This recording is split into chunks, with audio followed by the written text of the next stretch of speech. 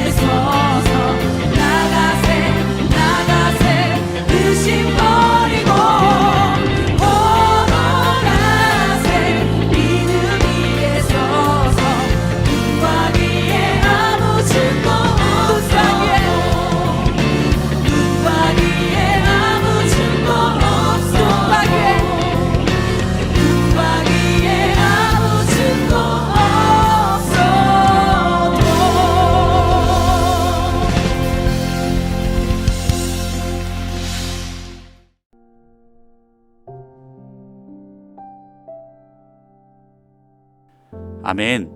오늘도 주님을 바라보며 믿음으로 한 걸음 한 걸음 나아가는 우리의 하루가 되기를 원합니다. 오늘은 민수기 14장을 본문으로 함께 말씀을 묵상하겠습니다. 이스라엘 역사상 가장 슬프고 어두웠던 밤이 언제였을까요? 나라를 잃었을 때일까요? 성전이 무너졌을 때일까요? 성경은 바로 민수기 14장 가데스 바네아의 밤을 가장 비극적인 순간 중 하나로 꼽습니다. 12명의 정탐꾼이 돌아왔습니다. 그들은 똑같은 땅을 보고 왔지만 보고는 정반대였습니다. 10명은 우리는 그들에 비하면 메뚜기 같다, 다 죽게 생겼다 라고 악평을 했고, 여호수아와 갈렙 단 2명만이 그들은 우리의 밥이다 라고 외쳤습니다. 안타깝게도 백성들은 믿음의 소리가 아닌 절망의 소리에 귀를 기울였습니다. 1절 밤새도록 통곡하였더라.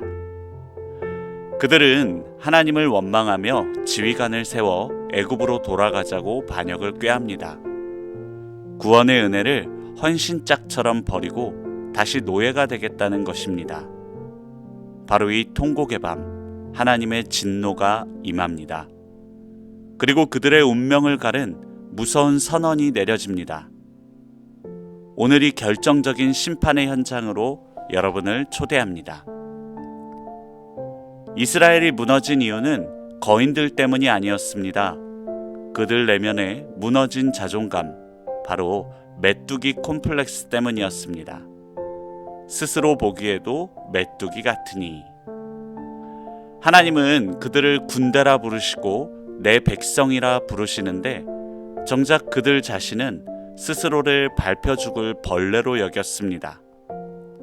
내가 나를 작게 보면 문제는 감당할 수 없이 커 보입니다. 이것이 불신앙의 특징입니다. 하나님을 배제하고 현실만 보는 것입니다. 그러나 여호수아와 갈렙은 달랐습니다. 그들은 옷을 찢으며 외칩니다. 여호와께서 우리를 기뻐하시면 그들은 우리의 먹이라. 여호와는 우리와 함께 하시느니라. 아멘. 그들은 현실을 부정한 것이 아닙니다. 거인보다 더 크신 하나님을 현실 위에 겹쳐본 것입니다. 사랑하는 여러분, 오늘 여러분을 가로막고 있는 문제는 무엇입니까? 건강입니까? 재정입니까? 자녀 문제입니까? 아니면 나의 오래된 쓴뿌리입니까? 메뚜기의 눈으로 보면 우리는 죽을 수밖에 없습니다. 하지만 믿음의 렌즈를 끼고 보십시오. 하나님이 함께 하시면 그 거대한 문제들은 오히려 하나님의 능력을 경험할 밥이 되는 것입니다. 이 사건의 결말은 소름 끼칠 정도로 정확합니다. 28절을 보십시오. 너희 말이 내 귀에 들린 대로 내가 너희에게 행하리니. 아멘. 이것은 성경에서 가장 두려운 말씀 중 하나입니다. 백성들이 뭐라고 했습니까? 광야에서 죽었으면 좋겠다. 처자식은 사로잡힐 것이다. 라고 말했습니다. 하나님은 그 말을 기도로 들으셨습니다. 그래? 죽고 싶다고 했느냐? 그럼 죽게 해주마. 결국 출애굽 1세대 60만 명은 그들의 말대로 40년 동안 광야를 떠돌다가 죽었습니다.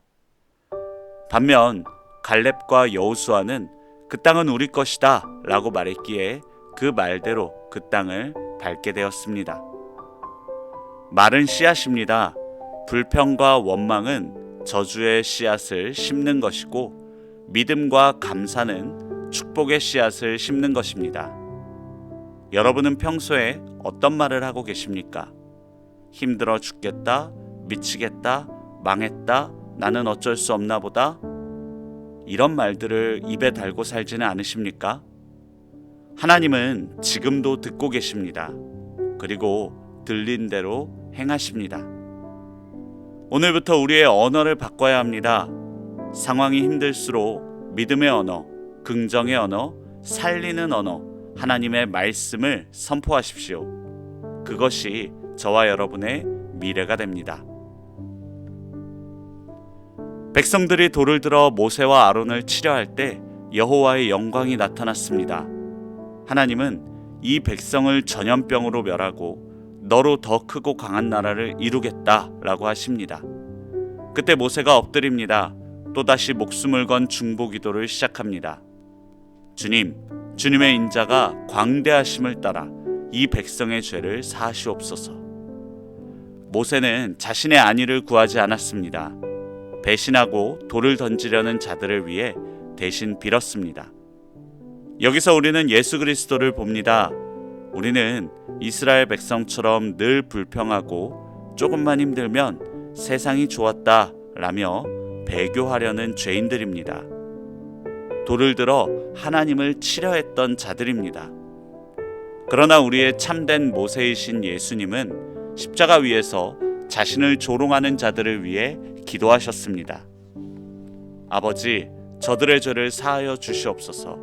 자기들이 하는 것을 알지 못함이니이다. 모세의 중보로 이스라엘은 즉각적인 멸망은 면했지만 광야 생활의 징계는 피할 수 없었습니다.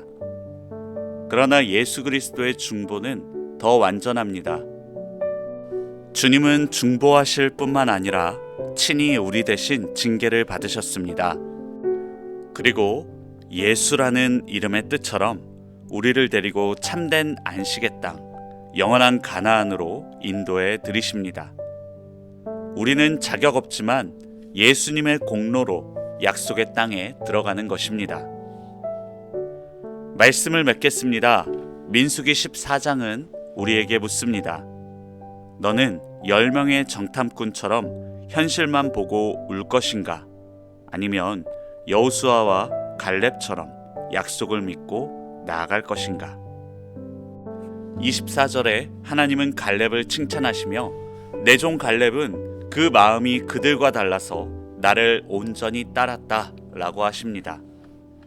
여기서 마음이 다르다는 것은 다른 영을 가졌다는 것입니다. 세상의 영, 두려움의 영이 아니라 믿음의 영, 성령 충만한 사람이라는 뜻입니다. 사랑하는 성도 여러분, 세상 사람들과 똑같이 반응하지 않길 원합니다. 모두가 죽겠다라고 할 때 하나님이 함께 하시면 산다 라고 말하기를 원합니다. 오늘 저와 여러분의 입술의 고백이 우리의 2026년을 결정할 것입니다. 내 귀에 들린 대로 행하시는 하나님 앞에서 믿음의 말을 심어 기적을 거두는 저와 여러분 되시기를 축복합니다. 아멘. 함께 기도하고 묵상을 마무리하겠습니다. 살아계신 하나님 아버지, 눈앞의 거인만 바라보며 스스로를 메뚜기라 비하하고 원망과 불평의 말을 쏟아냈던 우리의 불신앙을 회개합니다. 너희 말이 내 귀에 들린 대로 행하리라 하신 그 두려운 말씀을 기억하며 이제는 입술에 파수꾼을 세우기를 원합니다. 배신한 우리를 버리지 않으시고 끝까지 중보하신 예수 그리스도의 사랑을 의지합니다.